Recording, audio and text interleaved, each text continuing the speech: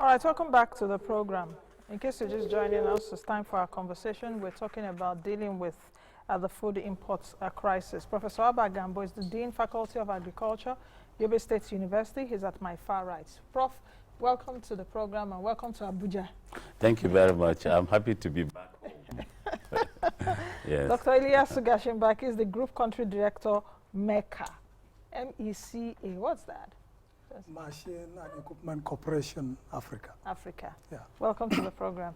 Thank you for having me. Dr. Emmanuel Moyin-Jesu is the former acting provost, Federal College of Agriculture, Akure. He joins us via Zoom. Welcome to you, Dr. Emmanuel. Good to see you. Quite a while, too. Yes, good morning. Good morning. Now we have quite a lot to talk about. Prof, we started this discussion, I think, sometime last week or just a few days ago. That's right. We started this conversation, and you said quite a lot of things that, you know, pricked my mind. but let's get it started at least a bit from the basis for those that did not see the show, did not follow us on the program. The United Nations did say, because of this thing happening in Ukraine, as a result of Russia's invasion on Ukraine, that there is a hunger hurricane already, especially in northern Africa. How vulnerable is Nigeria?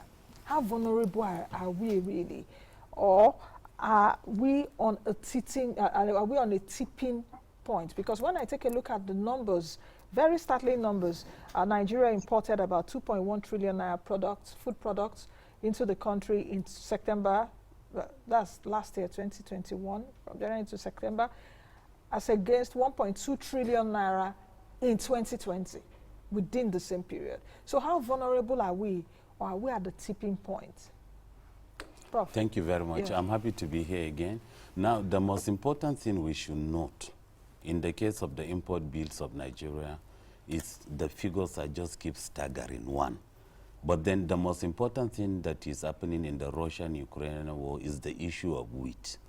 50% of the wheat global consumption is from these two countries, coincidentally. So the wheat situation is affecting virtually, it's a global issue. Simple war between two countries, but then because of the wheat issue, it has spread all across. Ukraine, for example, Egypt, Saudi Arabia, Burkina Faso, and so many other countries depend on it. Before I talk on the Nigerian situation, let me just give a statistics that was given by the United Nations World Food Program. It's so staggering. They said they receive 50% of their global wheat that they distribute to distressed people all over the world from these two countries. Now they cannot get 1 metric ton out of either Russia or Ukraine. Then coming back home, Nancy, this is a country that needs about, our annual consumption of wheat is 5 million metric tons. And our annual production of wheat, from the figures that I have, is about 60,000 metric tons. So you are now talking of importing wheat to the tune of about 4.400 above million metric tons. So you can see the gap. Then still talking about imports, you know, you gave a figure now. I also have another figure. We, 2021, 1.7 trillion naira just to import agricultural products into a country that is so much blessed with natural resources, excellent climate, etc. And then in 2022, it rose to 1.9 trillion naira. That's the import things, but then it's so sad. Now, what we are saying is, if, for example, something happens, I don't pray for that, and then we are not importing these things, what exactly happens to the food security situation in the country? Okay. Any country that cannot feed itself definitely is not food secured, and food security and national security are directly related. You touch one, it touches the other. If there is no food security, definitely there must be insecurity, and vice versa. Okay, Prof, I'll come back to you in a bit to take some of the things you've said, but let me come to you, Dr. Gashinbaki, and looking at the mechanization of food, because at least that's what you're dealing with. around. Now, the mechanization of food, I want to know, do we have machinery assembly plants in Nigeria now? I know those days there used to be like RT Briscoe and some other companies. Do we still assemble machinery for agricultural equipment? Well, the answer is no, because the few representatives of original equipment manufacturers we have in the country, what they have is sub-assembly. So basically, the components are coming to the country just in 2 or 3 pieces. It's not the real CCKD, the complete component knockdown. That is not even the case. So when it comes to heavy equipment manufacturing, we are still far from it. And the tractorization or the mechanization of the country is also very, very far behind.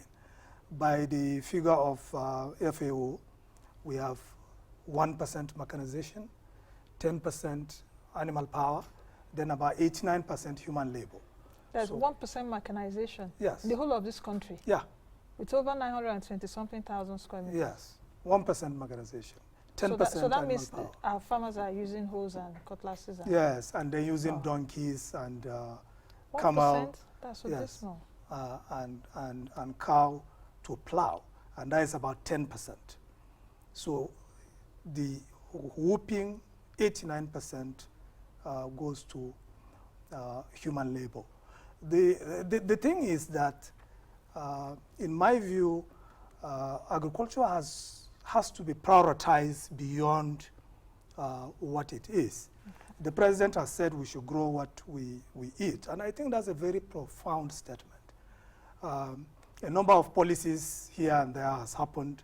CBN is doing their bit to make sure that the president's policy direction is also given effect. But we have also not learned quickly. By 2030, the population of Nigeria will be around 250 million, or probably beyond that. And if you go back, we should just learn from China. In the last part of the 20th century, the Great Famine in China that killed over 30 million people, and then another 40 million unborn pregnant women, collectively about 70 million people died due to the famine, is something we should learn from. And we are talking about late 1950s to the early 1960s. That was when this happened in China. Now, just another half a century later, China was able to come out of that. They can feed themselves. Clearly, they have prioritized agriculture. So I think we should learn from them. Okay. Dr. Moyin-Jesu, let me come to you over there in Akure, I suppose. You were the former provost of Federal College of Agriculture in Akure. My question to you is really about the research and its synergy. That's the research institutions, or even from academic institutions or university, research synergy between institutions such as the ones you headed and the main farming activity that goes on a daily basis. Where are we seeing that lacuna? Because I can imagine that there are a lot of research materials or articles on the shelves of these institutions, and even like from Prof here, do they really find their way, that knowledge, are they disseminated to farmers across Nigeria? Thank you. You see, research is very important part of development in agriculture. And you could see that if you see the trend, you will see that most of the research institutes have developed varieties of crops. The NIFO, so many of the institutes is short duration ones. But the problem now, the disconnect is that there is not much of the connection between the industries and the research institutes. And where the problem is coming from is the issue of the patent rights of those researchers. Because most of the industries, they are interested in picking up those research work. but there is no patent right. You could collect that the pounded yam was invented by a lecturer in University of Ife. But because of this patent right, it was taken to Japan. So there must be a patent, the patent law. That is one. Then secondly, there must be constant interaction, the stakeholders, the research institutes, and the farmers in terms of the field trip, in terms of visiting this, so that these things will come. Then there must be a directory of all this research work so that the industries or the farmers get to them. For instance, in our home college here, most of our research work, we have 3 abducted villages around us here. There's one at Iliyasu, very close to the airport there. There's one at Ibuleshoro, very close to Futa. And there's one not too far from us. What we are doing, all the technology, all the research we are working, we are transferring that technology to them. And you could see that they are doing well. And not only that one, we have abducted school, 5 of them. Aquinas College, Ejioba, and Celestia School, Yobe High School. So you find out that all the farmers around here are having access to what we are doing. I think others should emulate that. The essence of this, there is no point for the research work to be on the shelf without being useful. And I want to assure you that our farmers on our own part are gaining much. And not only that one, we establish an agro shop in the college where the farmers, even when they have challenges in selling some of their products, they come to us. So we give them technical advice, we visit those communities, and then some other things. Then another issue now is the policy problem. Why? Look at most of all these agricultural policy research works. Most of them are not backed by law. The the researcher, must have the patent right. And then some of them could be duplicated, some of them could be disseminated to others. So when you look at the totality of this, there is still a total disconnect. And that is why our research institutes, the colleges of agriculture, the university, must move out. Okay. See what we are doing here. You see, we call them adopted villages, adopted schools, adopted communities, so that there will be dissemination. Then we found out that, for instance, I developed a fertilizer product. I call it plant and tea animal manure fertilizers. A few years back, the industries are not forthcoming. Even some of them that are showing interest, they want to pick that research from me without the patent right of mine. And how would I get all those things? These are where it is not done in abroad. There are laws, copyright, patent law supporting the researchers. Okay. So that is the major problem for now. Okay. Prof, let me come back to you. The last time we spoke, you did say that we have the same soil profile with Russia and Ukraine to grow with. I didn't forget that, Prof. you did talk, you talked about that. I'm learning from experts such as you. Now, out of the 923,000 square kilometers of land that Nigeria is blessed with, yes, how much of that is cultivated? That's one. How much of that is cultivatable, if there's any English like that? That's how much of that can we cultivate? And what can be done in the interim, since we get a lot of wheat for pasta, for noodles and co from Russia and all of that? What can we do in the interim to plug that gap? Prof, 3 questions. Okay, thank you very much, Nancy. Now, you're talking square kilometers. For us in the field, for all of us in the field, we like using hectares. Okay. Nigeria has a total, the whole country, 92.3 million hectares. So out of these 92.3 million hectares, about 79 million hectares are what we call viable, cultivable, agriculturally suitable. Okay. But as I'm talking to you now, we are just utilizing about 40 million hectares of the total land. So you now have a balance of about 33 million hectares of land in the country that are lying somewhere fallow, wasted. Now then your second question about the soil profile. There is what we call the vertisols.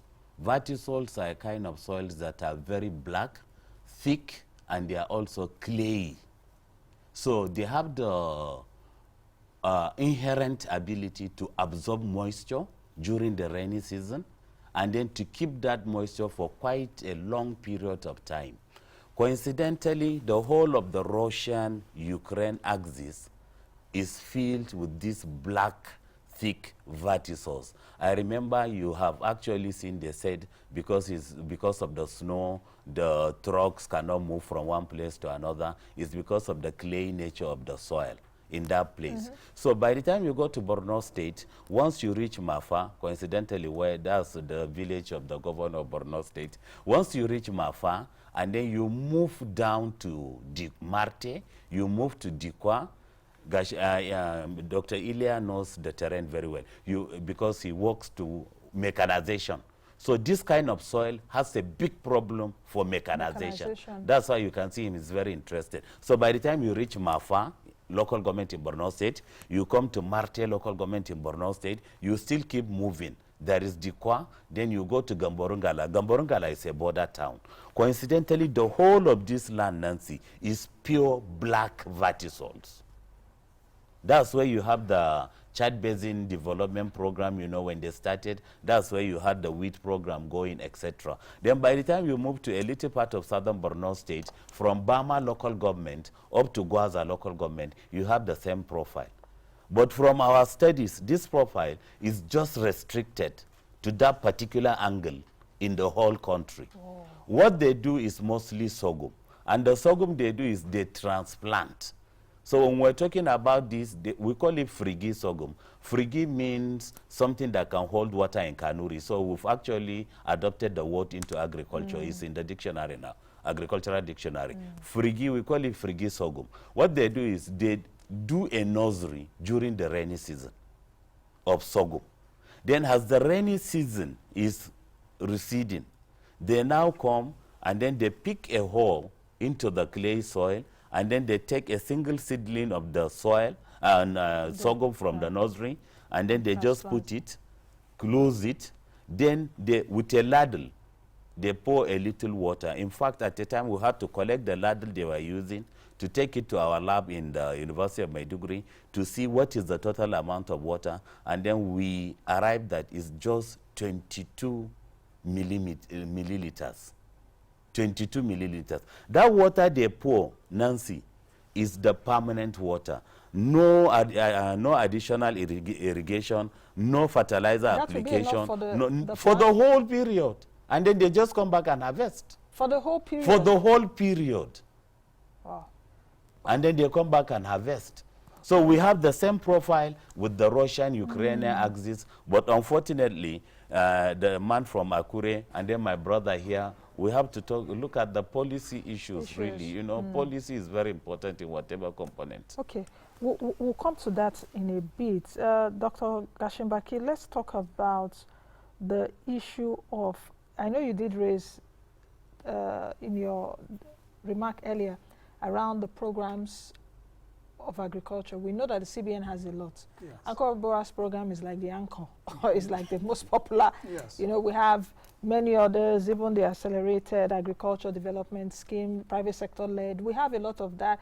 The Monetary Authority, the CBN has even said it will go into about 21 commodities. If we take a look at the successes of this program, yes, how would you assess the successes of these programs vis-a-vis this food imports bill? And that was part of the reason why the central bank entered into it, yes, that the food imports is taking a lot of our FX. Okay, can we unclog the space and give soft loans or, you know, loans with single interest? How would you assess it? Yeah, I think on the whole of it, policy-wise, we can say yes, it's a good step in the right direction. And my own personal view is that there can never be enough done for agriculture. CBN has done extremely well by supporting and leading the way. But again, more than even the central bank, institutions, the subnational government need to also come in here. If you look at it over the years now, maybe for the past 7 years of this administration, the focus of driving agricultural policy has been around the central bank. Now, what would have been more strategic is that since the president has given direction on agriculture, supported it with some concrete steps. We've seen what has happened in the rice revolution. Whether we are getting there or not, at least something is being done. And now Nigerians, we have begun to believe that it is possible to cultivate rice enough to a point that we don't need to import. So people will say the affordability is another issue. Yes, so the subnationals would have rallied around. I will give you a simple logic about this. If you look at one of the most novel inventions of the central bank is the establishment of NASAL. To date, NASAL has facilitated about 150 billion credit in the agri sector. Now that's huge, that's enormous. But just imagine if the subnational government decide to mirror and replicate something like NASAL in their own various states. Maybe with just about 5 billion naira to create a risk-sharing guarantee facility at state level in their own states.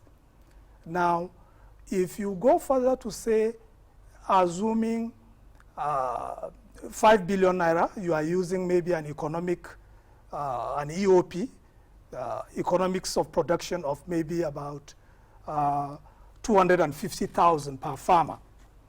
And if you assume that the 774 local government in Nigeria, assume that all the states will have like 20 local government per state on the average. And every state is doing 5 billion naira credit risk sharing guarantee at an economic, at an EOP of 250,000. You will arrive, that 50 billion will give you about 20,000 farmers. So if you are talking about 20,000 farmers and an average of 20 local government per state, you arrive at least 1,000 farmers per state. So imagine the enormous ability of job creation, the intervention that directly the farmers will see, because at least you have supported one farmer per hectare at 250,000, just using 5 billion naira. You can reach 20,000 farmers in every state. Okay. So it is that simple.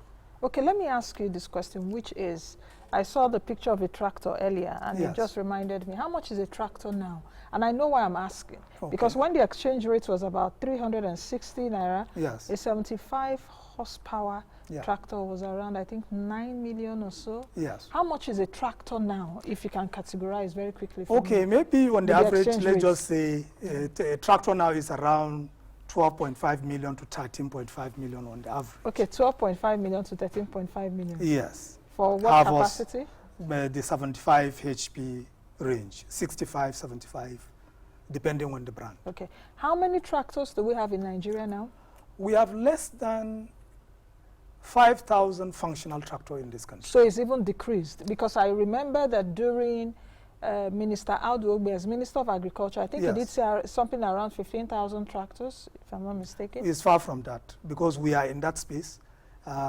You will discover that once the rain starts falling, there will be no tractor anywhere. The country needs a minimum of 20,000 tractors annually for the next 10 years for agriculture to make sense, for mechanization to be scaled up. So we are far away from getting the country mechanized when you are talking about tractors. But another thing that we also need to know is that a smallholder farmer who has a hectare, 2 hectares, if you don't have up to maybe 50 hectares, it's not economical for you to own a tractor. So, own a tractor. And also the money part of it, because you also need to affordability. Affordability, you need to lease. Yes. Now that is also the function of demand and supply, because currently we don't have enough number of tractors.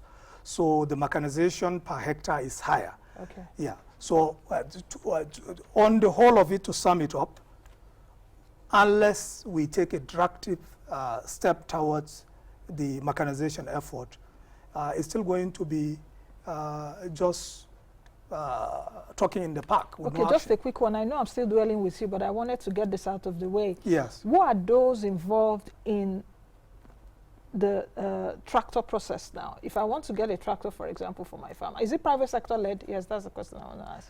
Well, it has always been, because you cannot, this is not something that should be left for the government, because one, the government can do subsidy, but over time what needs to be done is the ability for private sector financing to happen. And that is why, if you ask me, my opinion is that of all the things that central bank has done together, their greatest achievement will still remain the creation of NASA. Why? Because that is a credit guarantee institution that facilitates financing in the private sector, so that it's not going to be reliant on government funding again. And that's why I'm also suggesting that state government should mirror it and form their own credit guarantee agencies at the subnational levels. Okay. Dr. Moyin-Jesu, earlier on when you were speaking, you did talk about fertilizer, and you invented your own form of fertilizer, and you had patent issues and all of that. Dangote just launched his fertilizer company. The president was there, I think, just a few days ago. How do you think will that go a long way, or we need more of the likes of Dangote fertilizer? Because if we're taking a look at Dangote fertilizer alone, there is a possibility of monopoly, there is a possibility of controlling markets, or the markets in terms of prices. So how do you think we can sort that out? Bearing in mind also that Russia and Ukraine that we're talking about, so are also involved in fertilizer production, that is also impacting food adequacy across the world. Thank you. The issue of fertilizer is an important input in food production. And now that Dangote is going to fertilizer production, I think the major issue now, I don't know how far they have gone, they should still come down a little bit to the research institutes, to some of the farmers, and do what we call field trials, research-based field trials, the ADP, the farmer field trials, so that we can ascertain the specific fertilizer for these areas. Nigeria is in so many ecological zones. A particular fertilizer here may not be suitable up there. And that is why they need the efforts of the researchers, the soil scientists. As at present, Nigeria do not have a detailed soil survey, land evaluation studies, where specific land could be, so, okay, this is the type of fertilizer for this. Then, even in the north, there are differences in fertility studies of the whole thing. But by and large, it's still a right step. But fertilizer use is just beyond production. It's based on the needs of the crops, based on the affordability by the farmers. It's also based on the suitability for the soils. And then, besides this fertilizer you are talking about, there are, if I tell you the soil nature of with the tropics, that is what we call 1-to-1 cheolitic soils. Our soils generally in Africa has low fertility status because of the clay minerals. And then when you clear the first 15 centimeters of the land through the mechanization, you find out that most of the nutrients have been taken away, unlike where they are producing wheat in Europe, in this Russia you are talking about. Their soils, we call them multimorillonite. And they are deep, they have good depth, and they can store nutrients. So when you begin to look at differences, ours is to that these fertilizers must be complemented with the organic fertilizers, so that it won't be based on the mineral ones. And that must be adequate soil tester analysis. Look at Nigeria. Labs, laboratory where to test soils. It is here we apply fertilizers without testing soils. It's like somebody going to a doctor, complaining about the doctor without even telling you, say you are suffering from medic. He does not know that is a test. So all this is complicating problems in our agriculture. And when you look at the fertilizer use, that's why we are enjoying the company. They then reach out to we in the colleges, to the research institutes, so that we will develop appropriate fertilizer that are good for a specific area.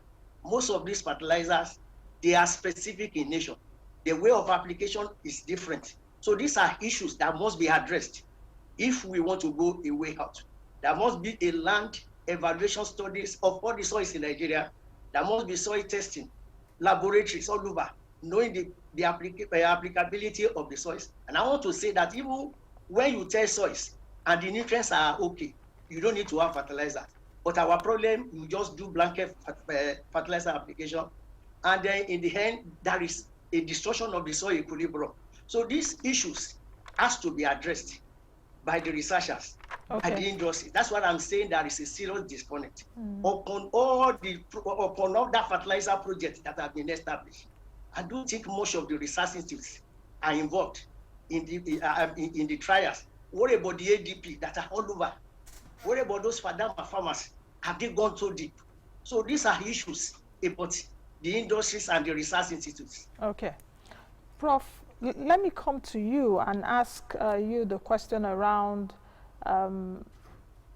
food security indicators, because you did talk about food security indicators earlier, and availability, affordability, and the quality, the quality of food. Which one are we most challenged in, even as you bring out the solutions that we need urgently, because we just have like a few minutes to the end. So around this food security indicators, that's one. The second one is, the last time we spoke, you told me that, in fact, you asked me a question, and I don't know if I passed your exam. You asked me a question around, now that there's no wheat for perhaps bakers, or we have limited, substitutes, an alternative, and I said cassava flour. And I remember you told me, okay, we can use sweet potato, or we use sorghum. But I didn't have the time to ask you, because when my mind went to, okay, there's sugar in sweet potato, the sugar content in sweet potato, and you did allude to the fact that we don't, grow so much of sweet potato. How do you address that issue of sugar content? I want to know, I really want to know about that. If the sugar content in sweet potato would not hamper, making of dough and pasta, because I did ask you of that. Now, thank you very much once again. We have to get the food security situation the way it is. Let us be very realistic. There are just 3 indicators to food security. The first one is, you go to the market, the food is available. So we are now talking of availability. Then the second one is the affordability index. Does everybody has the money to go to the market to buy what he or she exactly needs? Then the third one is, are you taking the food in a balanced diet? For you to have a balanced diet, definitely, 4 classes of food, milk and milk products per day, meat and meat products per day, cereals and grains, then of course fruits and vegetables.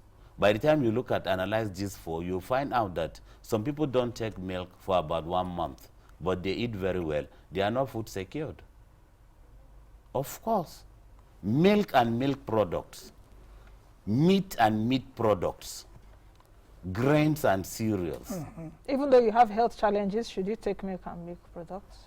Yeah, health challenges are very minimal, very minimal. But you're talking in a balanced... generally, and then I'm using the FAO definition. FAO definition. Now, the situation in Nigeria is, there was a statistics that was recently released. They said 40.1% of Nigerians are under the $1 per day poverty level. Then there is another statistics that came out that 33.3% of Nigerians are not employed. All the graduates we are producing from the universities, polytechnics, colleges of education, private universities, state universities, all of them, 33.3%. It's a very scaring figure. Now, so for now, with this 40% low $1 per day, it will be very difficult for anybody, honestly, to make sure that you go to the market, buy what you want, and then come back to cook the exact balanced diet. So the issue of food security is that, honestly, I don't want to give a figure, but most of us Nigerians are not food secured. And then secondly, in relation to that, there is now the issue of availability. You cannot take certain products to certain areas. You just saw a train that was going from Abuja to Kaduna bombed. The roads are being attacked. Like in the whole of the Northwest, where they produce plenty of cowpea, they produce plenty of millet, they produce plenty of sorghum, the products cannot be able to reach where it is needed. Then similarly, by the time you go to the Southeast, excellent food scenario. Our analysis that we did on food scenario across the 6 geopolitical zones, the best feeders, the people with the most balanced diet are actually the Southeast. And we did a peer review of the whole country. Some time ago, you were aware, Iliya was part of it. And then we went to a particular state. They do not have a single tractor. The whole state does not have a single functional tractor. Prof, very quickly, because we have to. The sweet potato part. Yeah. The sweet potato that content? I was explaining, Nancy, is the orange fleshed sweet potato. Not the white Exactly, flesh. not the white one. Okay. That orange fleshed sweet potato, the doability, that's the ability to make it into dough, and then for it to rise, is very, very similar to wheat. So it's a very good alternative to what we are saying. Thank you, Prof. That's why you're a prof, and I'm learning. It's as if I'm a class. Sure. So, Dr. Gashinbaki, very quickly, let's take a look at the issue of storage. Yes. I think we have 33 silos distributed across the countries, 1.3 million metric tons, if I'm not mistaken. Yeah. The strategic game reserve, strategic grain reserve. Yeah. In fact, I read an article some time ago that they said one is on loan to flour mills of Nigeria. Empty. What should we do about it? And perhaps the factors of production around agriculture. Yeah, okay. Storage is post-harvest losses is as high as 43%, especially when it comes to other perishables, not grains. So something significantly needs to be done. We can't be importing concentrates of orange and all that while we can, with proper storage, we can deal with that. So as high as 43% that goes from perishable, that goes into post-harvest losses due to poor storage, need to be managed. Now, on the production side, Prof will agree with me that you will never be able to have, you can't boost food production without proper irrigation. Unfortunately for Nigeria, we have about 28 states that are linked with, the inland waterways has linked about 28 states. It's only 8 states in Nigeria that are landlocked. So, and in accordance with the newer act, Nigerian Inland Waterways Act, the right of way, 10 kilometers on each side of the bank, in a way is under the control of NIWA. Now, if we go by that and deploy massive irrigation facilities across these channels that we have, that is the most surest way of boosting food production, that you can do 3 or even more cycles of production in a year. Okay. I think we'll continue this discussion on another day. It seems that anytime we're talking about agriculture, we never seem to land. Yes. What do you think? Yeah. I think you're talking about 90% of the population. Yes. Okay, I think we'll carry on with the discussion another day. We've got to go. But I want to say many thanks to all of you for coming on today's edition of the program. I've been speaking with Professor Abba Gambo, who is the Dean Faculty of Agriculture, Yobe State University, Dr. Iliyasu Gashinbaki, Country Director at MECA, Dr. Emmanuel Moyin-Jesu, former Acting Provost at Federal College of Agriculture, Akure. Dr. Moyin-Jesu, good to have you today. Would structure this program again. Thank you all for coming. All right, and that's the much we can take on today's edition of the program. Thank you all for watching. Be the best you can be the change that you want to see. And don't forget to go on our YouTube channel. You can see the part 1. You can learn a lot from these 2 conversations that we've had. I'll see you all again tomorrow. Bye now. I am Nancy Naji.